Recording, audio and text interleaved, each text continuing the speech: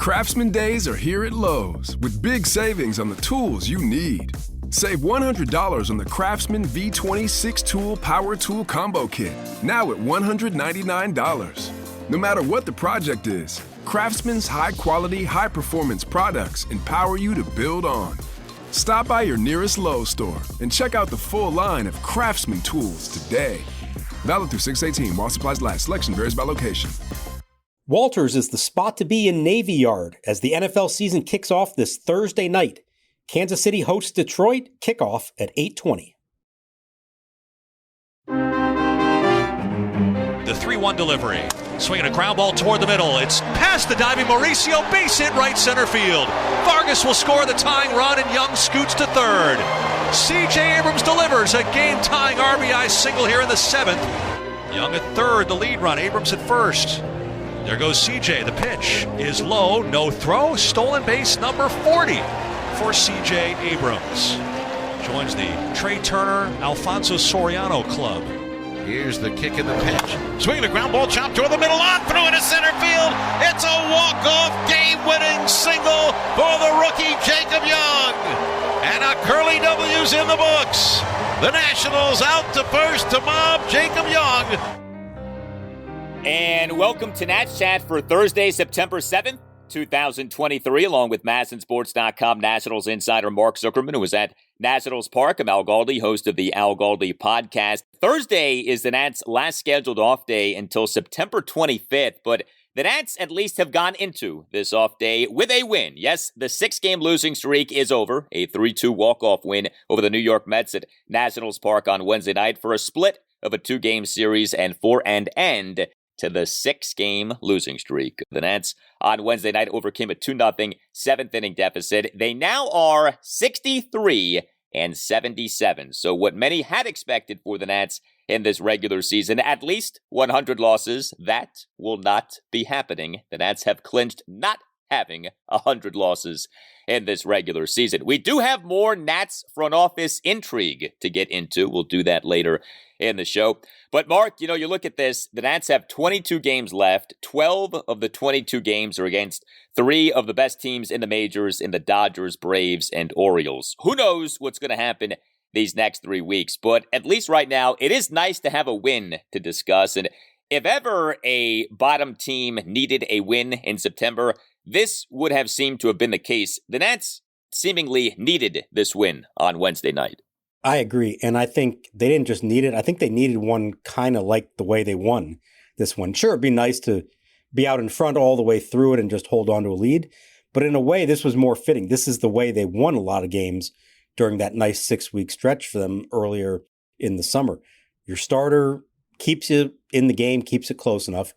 The lineup doesn't do much most of the night, but then comes through late when they needed to, and then the back end of the bullpen is lockdown at the end. And so I thought that was actually a nice path to victory, and one that had been familiar, but really had been completely foreign to them here in the last week or so to win a game in that fashion. It's funny seeing them win all those games in this way. Then you have the losing, and now they get back to winning a game that way. I think we do now especially look at the way differently. Now, in the moment, I think we recognize that the way is not a sustainable way. But I think even more so now, you see this for what it is, which is nice, and you give the team credit for it. But it's not a formula for anything lasting. And, scoring 3 runs, banking on, scoring in the latter innings, getting a walk-off hit. This was another game in which they had a bunch of singles. It was 9 hits, a double at 8 singles. It's not a formula for anything sustainable. The team knows this. The team knows that more home runs need to be hit. There is more offensive potency that needs to be obtained, and hopefully we're in the process of getting that with who is playing in the minors. But, you look at the Nats, they, during their 6-game losing streak, totaled just 20 runs. The offense on Wednesday night was looking like it was going to be yet another, lackluster ho-hum effort here. The Nats for the game, 3 runs, 9 hits, 2 walks, 3 for 7 with runners in scoring position, but they did rally, and this is something that they have had a penchant for doing. Why exactly is not crystal clear, but the team does deserve credit for this. The Nats on Wednesday night, 2 runs, bottom of the 7th, a run in the bottom of the 9th, and the hero ended up being the guy who was by far the biggest bright spot for the Nats offensively speaking on Tuesday night, Jacob Young. He on Wednesday night has the Nats starting center fielder and number 9 batter 2 for 4 with a walk-off, RBI single, and a double. Did commit a fielding error, but Jacob Young in an Nats 1-run ninth, a walk-off, 1-out RBI single on a grounder up the middle on an 0-2 pitch for a 3-2 Nats win. He in the bottom of the 5th had the double, a 2-out first pitch opposite field, ground rule double off the right field warning track. And Young in that 11-5 Nats loss to the Mets on Tuesday night as the Nats leadoff batter in that game, 2 for 4 with a double, an RBI single, and a walk. A nice 2-game series for Jacob Young. He's done a nice job really since he came up. It's an 8-game hitting streak, and I know it's only 10 hits in those 8 games, but he has shown this ability to do some things. Certainly the ability, once he gets the bat on the ball, to use his legs to his advantage and cause havoc out there. That's been nice to see. And I don't know, I kind of felt like when that situation arose in the 9th and it's 2nd and 3rd, 1 out, I kind of liked the fact that he was coming up to bat. I mean, they had a far more experienced hitter in Ildemaro Vargas put down the sac bunt to get the runners to 2nd and 3rd and trust the rookie who's only been here for 2 weeks and who started the year at single A. They trusted him to come through with a good at bat in that situation. And it's exactly what he did. He's down 0-2, but he still found a way to make contact and find the hole up the middle. So I thought that was actually pretty nice. And I think what we've seen from him has been pretty encouraging so far. I don't know what it means in the bigger picture, but I do like the way he plays the game. And maybe there is a chance that that style of play that he has can be sustainable and something they can use in some capacity moving forward. Yeah, and making Davey Martinez having Ildemaro Vargas be the sacrificer even, more of a standout occurrence is that Vargas earlier in the game had a big hit. He in that Nats 2-run 7th had a pinch, 1-out first pitch, RBI single to right field to cut the Nats deficit to 2-1. And yet still, Davey had Vargas sacrifice in that spot. And Jacob Young came through. It's a small sample size, you got to say that, but Jacob Young, 39 plate appearances for the Nats since being brought up from AAA Rochester, on base percentage of .368. Now, I mentioned Jacob Young being the Nats' number 1 batter on Tuesday night. He then was back to being the number 9 batter on Wednesday night. This was because C.J. Abrams was back on Wednesday night, was back off not playing on Tuesday night due to rest. And Abrams on Wednesday night as the Nats starting shortstop and number 1 batter, 1 for 3 with an RBI single and a walk, and 2 for 2 on stolen bases. He and the Nats 2-run 7th had a 2-out RBI single up the middle to tie the game at 2, and then had a steal of second base. Had Abrams in the bottom of the 3rd drew a 2-out walk and had a steal of second base. There are really 3 things that stand out to me with Abrams in this game. So the RBI single was very nice. Give him credit for that. The walk stood out big time. Do you know that was Abrams' 4th walk since the end of July? He has not been drawing walks at all. He has drawn a few lately, so maybe he's getting back on track with that. But the 2 for 2 on stolen bases, he gets to 40 stolen bases on the season. A terrific milestone number. 40 for 43 is C.J. Abrams on stolen bases this season.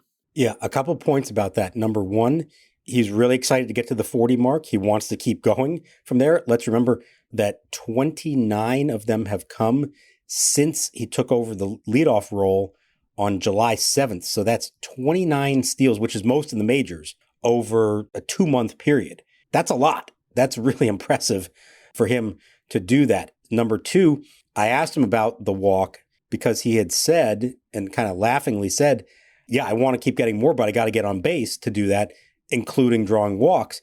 And he knew that he had not been doing that very much lately. It has been a point of emphasis for him. He understands that it's something he needs to be better at if he is going to be an effective leadoff hitter. And you saw that patience from him in this game to do that. And I do love the fact that he wants to get on first base, but he wants to do that so that he can then get to second. Like, that's his mindset. Get on first so I can steal second. Almost every opportunity he has to do it, he is doing it. And that's been a real weapon for them. And I think the sky's the limit for him as far as this goes. If he can just get on base at a decent rate, he is going to steal a ton of bases. He's only the 3rd national to get to 40 in a season. Trea Turner did it twice. Alfonso Soriano did it once. And like I said, 29 of them in a 2-month span. If he did that over a full season, we're talking easily a club record and really way up there among the league leaders, if not tops in the league. It's so interesting when you look at baseball history in terms of the stolen base, because there's been such a volatility over the years in terms of what is realistic in terms of a season-long stolen base total. Like, it wasn't that long ago that 100 stolen bases in a season was achievable, and you saw guys do that. Not a lot, but guys did do that. The last, 10, 15 years, it's become like an afterthought, the stolen base. And, if you have 25 or 30, that's considered a lot now. Now with the bigger bases and this extremely high stolen base success rate that we're seeing across the majors, it does kind of make you wonder, like, could we go back to the way things were, say, in the 80s when the likes of Vince Coleman and Ricky Henderson, could threaten 100 stolen bases in a season, if not get to 100 steals? I'm not saying Abrams could do that, but, if he has had this many stolen bases in this condensed period of a time, who's to say that he, over a 162-game season in which he's playing as he's capable of playing, couldn't have, say, 70 or 80 stolen bases? Yeah, no, I mean, do the math. 29 in 2 months, that's a third of the season. That's essentially a 90 stolen base rate. Now, you have to do that over a whole year. You got to stay healthy, you got to get on base enough, and you got to be successful at it. So that's a very different thing to do it for 6 months versus 2. But like I said, the sky's the limit. He has this ability. It's just a matter of him getting on and being smart about it, knowing when to run, reading pitchers well. But I think everything else that he's done for them, there have been a lot of good things from him as a hitter, as a defensive player. He had another great defensive play in this game. I think it's not just that he steals bases, but his rate has been outstanding. He's been a good base stealer, a smart base stealer. I think that's just a significant development for him, especially with the style of game that's being played now and should continue moving forward. I think that is a huge weapon for him and can help elevate him into another category of player that there just aren't that many of who can do. Hey, are you a law firm partner or an associate stuck on an underperforming franchise? Do what Nationals legend Max Scherzer did. Demand a trade. He left the New York Mets, right? And ended up on a contender in the American League. There might be greener pastures and a lot more money at another law firm for you and your team at another law firm, not to mention better management and better services to offer your clients. The law firm lateral partner market is still red hot, and Nats Chat sponsor Mason Kalfas is the best legal recruiter in Washington, D.C., or anywhere. And Mason wants to help you find a new and better home. Mason Kalfas, he is the Scott Boras of legal recruiters. Put him to work for you. Mason will sit down with you and understand your practice and career or financial goals. He will confidentially discuss your candidacy with law firms that are contenders, not 60-win teams. You can reach Mason or any of his team of 7 recruiters at 202-486-3535 or email Mason at mason@zenithlegal.com. That's 202-486-3535 or via email at mason@zenithlegal.com. Go Nats! The Nats will be contenders very soon, and you can be a contender even sooner. The Game Time app is loaded this week with tons of local ticketing options, Nats, Commanders, DC United, Mystics, and a slew of concerts. If you want to get out of the house this weekend for one of these events, make sure to check the Game Time app. Game Time is the fast and easy way to buy tickets for all the sports, music, comedy, and theater near you. It's the fastest growing ticketing app in the country for a reason. Get images of your seat before you buy so you know exactly what to expect when you arrive. And listeners, download the Game Time app, create an account, and use code NATSCHAT for $20 off your first purchase. Terms apply. Again, create an account and redeem code NATSCHAT for $20 off. Download Game Time today. Last minute tickets, lowest price, guaranteed. Hey guys, Al Galdi here to tell you about Factor, which is offering a great deal for listeners of the Nats Chat podcast, 50% off. September has arrived. That means even more of a focus on the Nats' promising young players, but that also means that your busy life now is even busier. Factor is America's #1 ready-to-eat meal kit. It can help you fuel up fast with chef-prepared, dietitian-approved, ready-to-eat meals delivered straight to your door. You'll save time, eat well, and stay on track with your healthy lifestyle. Too busy this fall to cook, but you want to make sure that you're eating well? Well, with Factor, skip the extra trip to the grocery store and skip the chopping, the prepping, and the cleaning up too, while still getting the flavor and nutritional quality that you need. Go to factormeals.com/NatsChat50 and use the code NatsChat50 for 50% off. One more time, factormeals.com/NatsChat50 and use the code NatsChat50 to get 50% off. Vargas from the left side, got ready, and he fires. Swing a line drive right field. That is going to get down for a base hit. One up in front of Ortega. Coming in to score is Smith. Alou will hold it second. Pinch hit, RBI single, Ildemaro Vargas. And the Nationals are on the board. They trail the Mets 2-1 here in the 7th. Also, props to a former Met for what he did on Wednesday night, Dominic Smith. He is an starting first baseman and number 5 batter, 3 for 4 with 3 singles, including in the Nats' 2-run 7th, having a leadoff single to right field. We did not see Lane Thomas in this game, so he ended up not playing in this series due to back tightness, but it sounds like the back isn't that severe of a situation. Is that correct? Yeah, so he told me the MRI showed just inflammation, nothing more serious than that, but he did get an injection, and they told him you got to take 48 hours off once you get that. So obviously he wasn't going to play in this game. The team is off Thursday. He's hoping he can be back Friday against the Dodgers, but admitted it might have to be Saturday, depending on how he feels for that. They don't want to take any chances at this stage of the season to let that be something worse that would plague him into the offseason. But he sounded pretty confident that it's not anything serious and that he was generally encouraged by what the news was. And they do need him back because they suffered an injury in this game. We'll wait and see for sure what happened with Riley Adams. But he pinch hit late in the game, fouled off a ball, and started shaking his left hand. They came out and looked at him, took one practice swing, and pulled him off the field. Got an x-ray at the ballpark. Davey Martinez said that was inconclusive, was his word, and he's going to get an MRI on Thursday. And I've covered this long enough, and I've seen enough of these things to, the very first thought in my mind when you see that, didn't get hit by a pitch, a swing that didn't feel right, shaking your wrist, that sounds like a classic hamate bone injury to me. We've seen it over the years. It happens. It's very common. It's a repetitive stress injury on your bottom wrist that rubs up against the knob of the bat. And it would be really unfortunate if that's what it is. It would knock him out for the season. Wouldn't affect him for next year, although we've talked about Robert Hassel, how there is sometimes a carryover in the lack of power. Let's see. I don't want to jump to any conclusions here, but it would not shock me if that's what we're talking about here with Riley Adams. Yeah, we have seen with these hamate bone injuries, you suffer one in season, you're out for months. Like, it's not something that heals quickly. So it would be a shame if that's how Riley Adams' season ends, because he has had overall a really nice season. So hopefully that is not the case with him, but we shall see. So the Nats starting pitching during their 6-game losing streak was a real problem. Nats starters during the 6-game losing streak combined to allow 34 runs in 27 innings. The starting pitching way too often during the losing streak just did not give the Nats a chance in games. Well, the Nats starting pitching on Wednesday night was decent, if not good, and wouldn't you know it, the losing streak came to an end. Joan Adon, he, in this latest go-round at the major league level, has either been really good or really bad. And I don't know if you say that he was really good on Wednesday night, but he was pretty good. And, considering the way that Nats starting pitching had been going lately, this was a welcome performance by Joan Adon. So he in this 3-2 walk-off win over the Mets, 2 runs in 5 innings with 6 strikeouts. Now, he gave up 6 hits, 2 doubles, and 4 singles. He issued 3 walks, although 2 of them were intentional walks of Pete Alonso.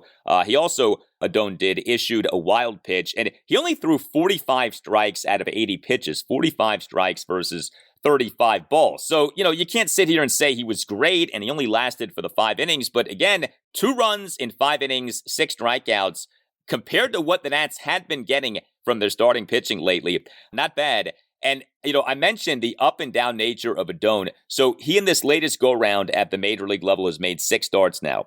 He in 3 of the starts has been very good, including twice throwing a no-hitter. 5 runs in 17 innings over those 3 starts. He, in the other 3 starts, has allowed 13 runs in 12 innings. Seemingly has been all or nothing with Joan Adon, and he did, I think, all things considered, a pretty good job for the Nats in this game on Wednesday night. I agree, and I think the most encouraging part of it was that it could have turned into one of those blow-up starts. 2 batters in, he's down 1-0.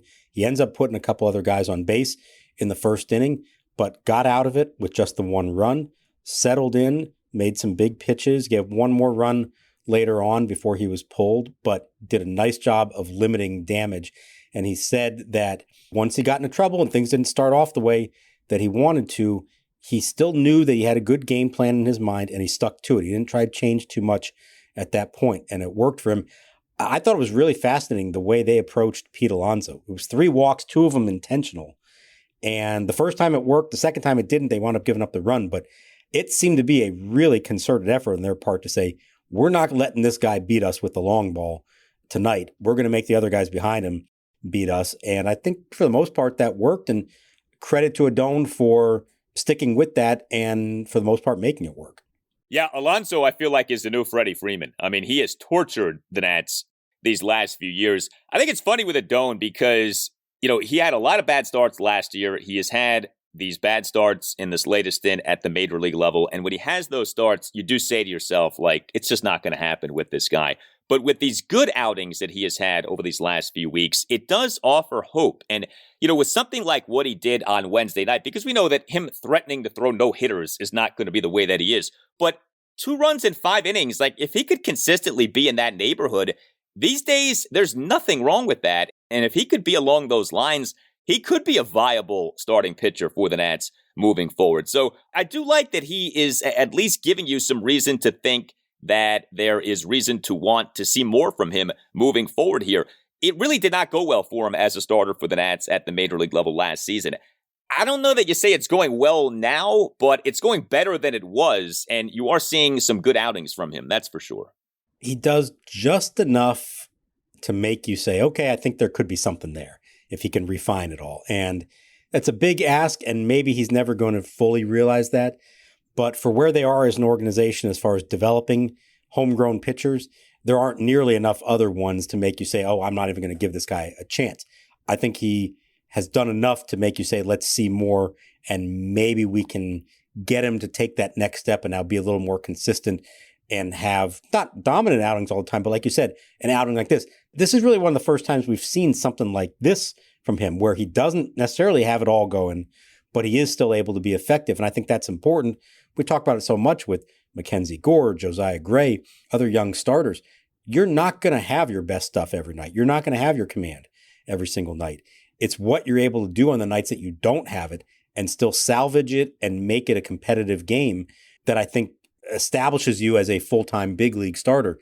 And in this case, I thought that was an important step for him. It's one game against the Mets team that is, playing out the string themselves, but might as well do it when you have the opportunity. And I've seen enough to say, all right, I want to see some more. And maybe by the end of the month, we'll have a clearer idea of who he is. Nats bullpen in this 3-2 walk-off win over the Mets on Wednesday night was good. 4 Nats relievers combined for 4 scoreless innings. Robert Garcia 1 and a 3rd scoreless innings. Mason Thompson faced 2 batters, got 2 outs. A zero-drama performance from Mason Thompson. He in the top of the 7th induced groundouts by the Mets. Numbers 4 and 5 batters, Pete Alonso and Brett Beatty. Hunter Harvey, a scoreless top of the 8th, and Kyle Finnegan, a scoreless top of the 9th. Nice job by all 4 guys in this game. And, you need that. We know Harvey and Finnegan have got it done in the 8th and the 9th for the better part. You need the 6th and the 7th too. So to see Mason Thompson come in, and he did face Alonso and pitch to him. I was a little nervous about that matchup, bringing in Thompson to face the mighty Pete Alonso. Props to him. He got through it and did a good job. They need that bridge from your starter to your back end guys if they are going to win games. They haven't always gotten that here lately. So that was nice to see all 4 of them put up zeros.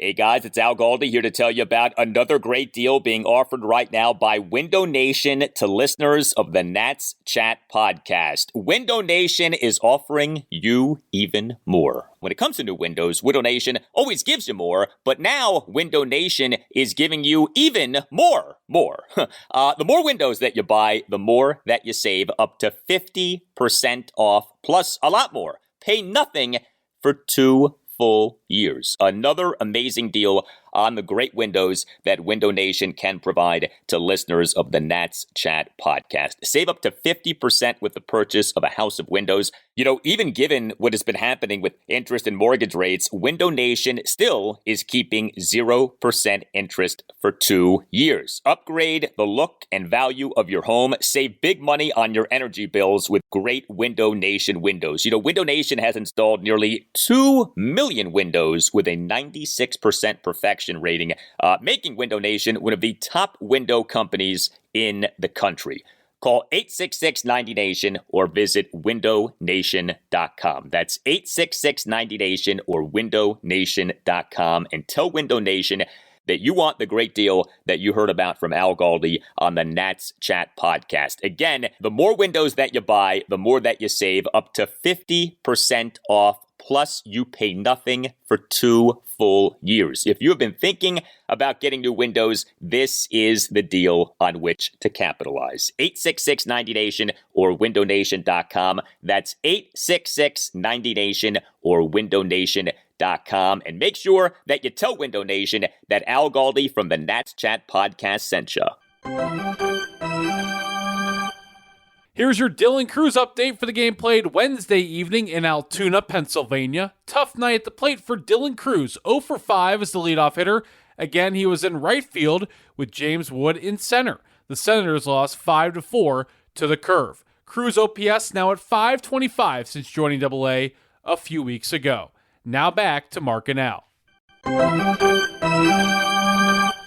You know, I'm never worried about my contract situation. I grind it out every day. I come to work every day. I've got assignments and things I have to accomplish every day, and we're doing our business as usual. And just want to grind this thing out and get it through this rebuild and put a championship caliber club on the field again. All right. Meantime, we have even more intrigue with this Mike Rizzo situation with the Nats. So it was on Monday, August 21st, that we had the reports that the Nats and their president of baseball operations and general manager, Mike Rizzo, were close to finalizing a contract extension. Here we are now, 2.5 weeks later, still no official announcement of an extension from Rizzo, who was on the Sports Junkies on 106.7 The Fan on Wednesday morning and did express a desire, very much so, to remain with the Nats. So, you know, he said all the right things in that interview, but of course, what you say and what you do can be two different things. So, as we are awaiting this extension for Rizzo, we this past Saturday morning, September 2nd, learned that the Nats' longtime international scouting director, Johnny DePuglia, had resigned. Rizzo, by the way, on the Junkies on Wednesday morning, called that a mutual resignation. So I think when you hear that, you say, DePuglia was voluntold to resign. But DePuglia had been with the Nats since October 2009. Now we have this. Multiple reports on Wednesday evening of the Nats having made significant cuts to their scouting department, including 6 members of the team's pro scouting department. There also have been cuts made to the team's amateur and international scouting departments. There's a lot happening here, and it's not crystal clear right now what's going on. One of the people who reported on this, the Athletics top MLB insider, Ken Rosenthal, he in a tweet on Wednesday evening did write, quote, "Rizzo still has not agreed to an extension," end quote. We don't know if what's happening here is there's, a give and take going on between Mike Rizzo and the Lerners, and Mike is staying, and there is just sort of a figuring out right now of what the front office is going to look like moving forward. We don't know if all these people leaving is a sign that Mike Rizzo is going to be leaving too, but you obviously are very familiar with this situation. What do you make of this news that came out on Wednesday evening? Well, I think when we talked about this the other day with Johnny DePuglia's departure, and I said I would not be surprised if there are more to come in the front office, and here is another wave of them, and there could still be more beyond this. It reads to me, as an educated guess here, that ownership has said to Rizzo, we want you back, but we would like to make some changes. We'd like you to make some changes to your staffing. You've had a lot of these people in the same positions for quite a while on the scouting side. And look, we know what the track record has been in amateur scouting, in international scouting. The pro scouting is a little tougher to evaluate. That has more to do, I guess, with trades and potential trade targets and even, advanced scouting of future opponents, things like that. But it reads to me like the first steps of the organization saying, yeah, you're coming back, but we're going to have you make some changes. It's not just going to be status quo with everybody that you've had working for you for all these years. I also wonder, it's a separate subject, and we'll get to that eventually, but I wonder if a similar situation could happen with Davey Martinez, and there may be some pressure on him to make changes to his major league coaching staff as well, and he doesn't necessarily just have the authority to keep all the guys that he's had here the last few years. So, a lot we don't really know yet, and maybe it is an indication that Rizzo is not 100% secure in coming back and that this ends up with him departing. I still feel like they are negotiating, so I don't think there's called it off or anything like that, and he's already decided that he's leaving. We've discussed, if you're Mike Rizzo, what is the alternative to this that is better?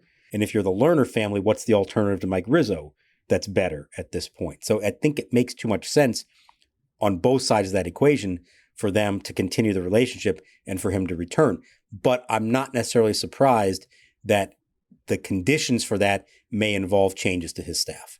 This situation is so odd, I think, for so many reasons, in part because, oh, by the way, the team is for sale, right? So, there's still that sort of hovering over everything. But just think about this logically. So let's say that what's happening here is, in fact, a manifestation of the Lerners being dissatisfied with the Nats scouting. And as we have talked about, ownership would have good reason to be dissatisfied with the Nats scouting and what has come from the Nats drafting and player development in recent years. But you think about it like this. If you are ownership and you're not happy with the scouting, you're not happy with the drafting and the player development, what are you doing retaining the man in charge of the scouting, in charge of the drafting and the player development?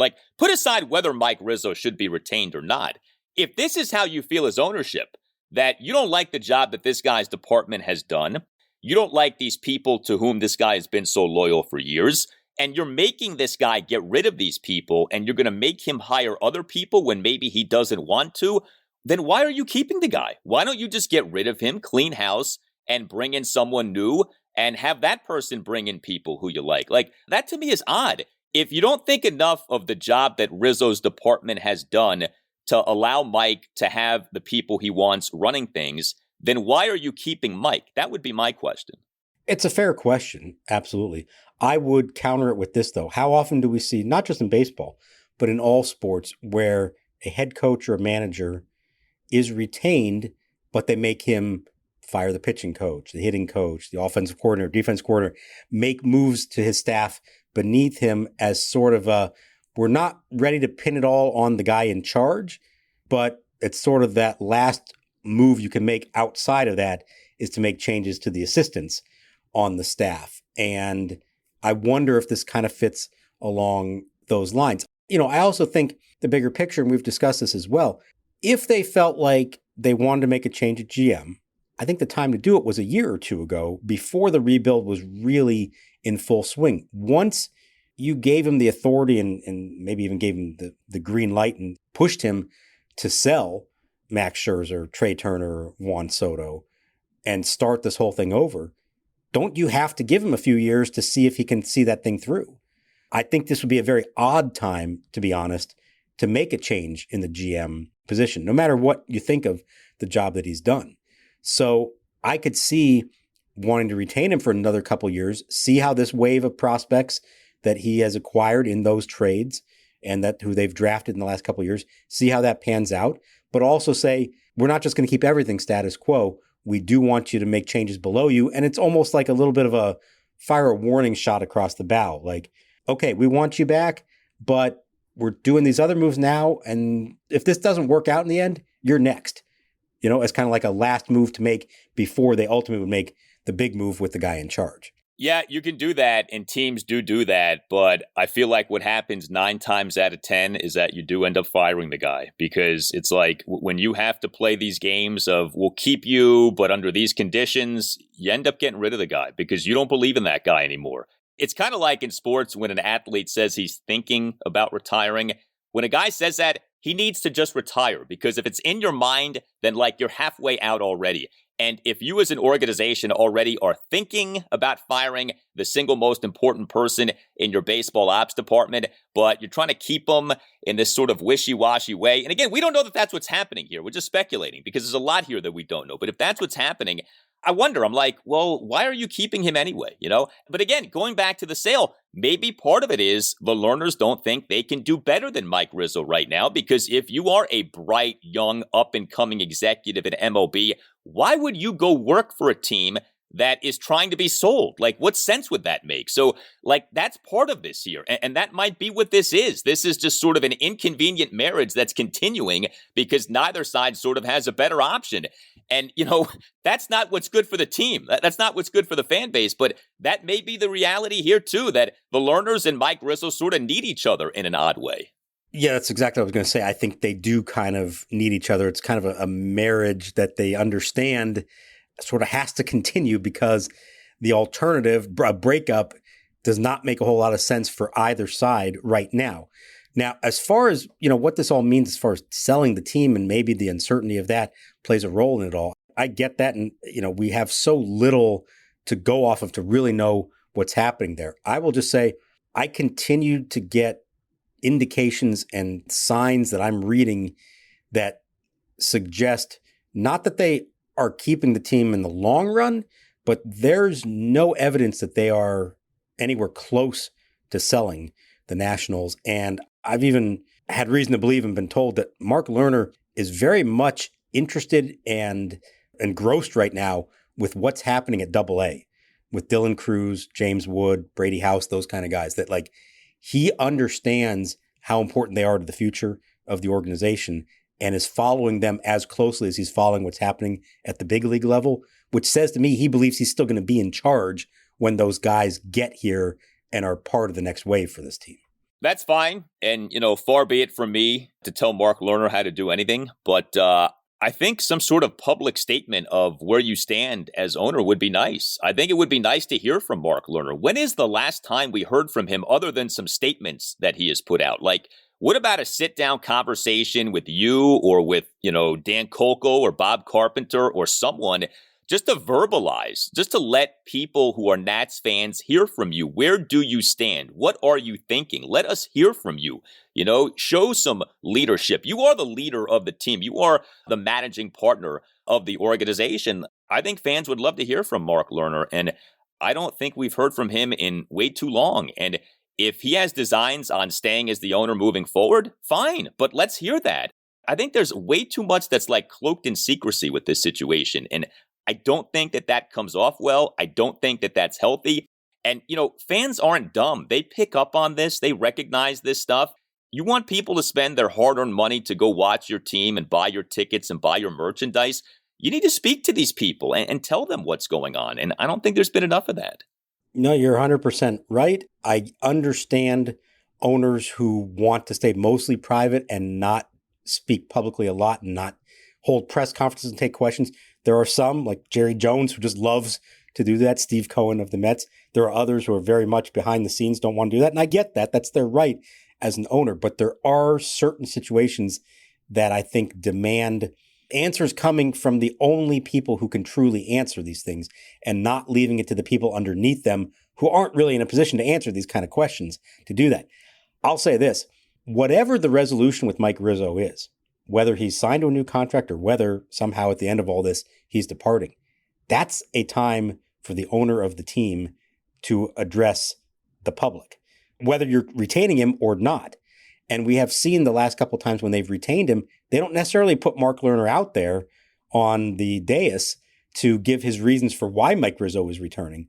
Well, if it happens this time, I think it would certainly be appropriate, and for him to give more of a state of the franchise kind of assessment And certainly if they do make a change at the GM spot, you 100% need something from him to explain what is the direction both in the short term and what is the direction in the long term. And I don't know if we're going to get that from him or not, regardless of what the outcome of Rizzo's situation is. Yeah, I thought Mark Lerner should have spoken on the day on which the Nats traded away Juan Soto. I thought that was the perfect opportunity for the owner to come out and say, here's what we did. Here's why we did this. We believe in the direction that Mike Rizzo and Davey Martinez are taking us and, onward and upward. I mean, even just like a mini pep talk to the fan base would have been nice. Instead, you didn't get anything. Mike talked that day, and obviously Davey did because they played that day. But where was the owner on a day like that? That was a huge day. That was a traumatic day for a lot of Nats fans. Speak to people. Let them hear from you. You don't have to talk all the time. Like you said, you don't have to be Jerry Jones, but there's a middle ground between being Jerry Jones and never talking. There is a happy medium in there somewhere. Well, you tell us what you think. We always enjoy hearing from you. You can tweet us at Nats_chat. You can email the show, natschatpodcast@gmail.com. You can find us on our website too, natschatpodcast.com, at which you can buy a Nats Chat Podcast t-shirt, and we appreciate all of you who have done that. All Nationals radio highlights on Nats Chat are courtesy of 106.7 The Fan. A thank you to Tim Newmark for the Nats Chat Podcast music. Visit timnewmark.com. Next up for the Nats is a 3-game series against the second best team in the National League, the Los Angeles Dodgers at Nationals Park, Friday through Sunday. For Mark Zuckerman, I'm Al Galdi. We thank you for listening, and we'll talk to you next time on the Nats Chat Podcast. Here's the 1-2 to Barley, swinging a high fly ball. Deep in the air left field, Cortez back at the wall, it's gone. It's Barley's second home run here in AAA. It comes in his 13th game, and it puts the Red Wings in front 3-0.